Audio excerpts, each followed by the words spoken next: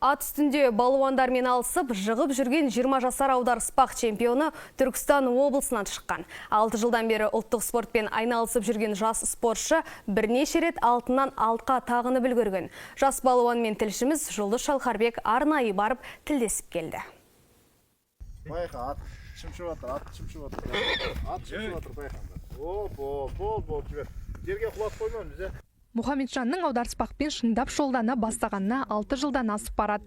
Астындағы жұлдыз торысымен күнделікті ауыл шетінде осылай жаттығу жасайды. Қарсыласпен тартысудың айла тәсілдерін жетілдіреді, білек күшін шынықтырады. Мұхамеджан 7 жасынан бастап күреспен шұғылданған. Бүгінде аударыспақтан 5 дүркін Қазақстан чемпионы, бір рет әлемдік додада жүлдегер болған.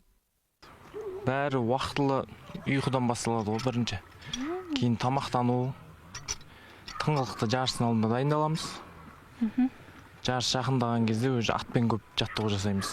Оған дейін жылы 2 ай залда тренировка істейміз, жаттығу. Бірінші мінез, одан кейін адам қайтпайтын болу керек. Ауыл баласының спортқа деген қызығушылығы әкесінің жанында жүріп ояныпты. Ол кісі ұзақ жылдан бері аударыспақтан ұлттық құраманың бас бапкері.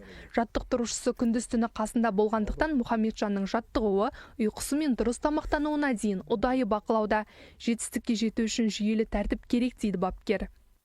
Мұхамеджан баламыз ары кеткенде бір 7-8 жасында сол облыстық ұлттық құрамасында балдарменен еліктеп, соларменен қатар сборда оқу жаттығу жиындарында бірге өскен да.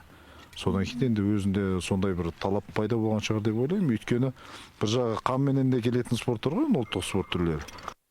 20 жасар балуан өзі ғана шынығып қоймай, ауыл балаларында спорттың осы түріне қызықтырып, білгенін үйретіп жүр.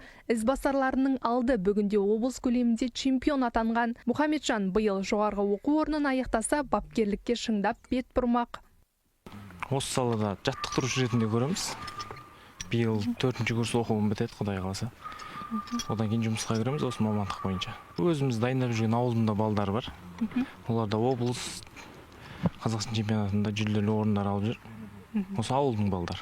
Тау баурайында қоныстанған Дихан-көлде білікті жігіттер көп. Бүгінде ұлттық құрама сапындағы спортшылардың 70%-дайы осы жердің тумалары. Аударыспақ аттың ебі мен балуанның білегі сыналатын спорт түрі. Осы екі қасиет бір-бірімен үндестік тапқанда ғана арғымақтың бабы мен балуанның ептілігі арта түседі. Жұлдыз Шалқарбек, Медет Бірәлі, Түркістан 24.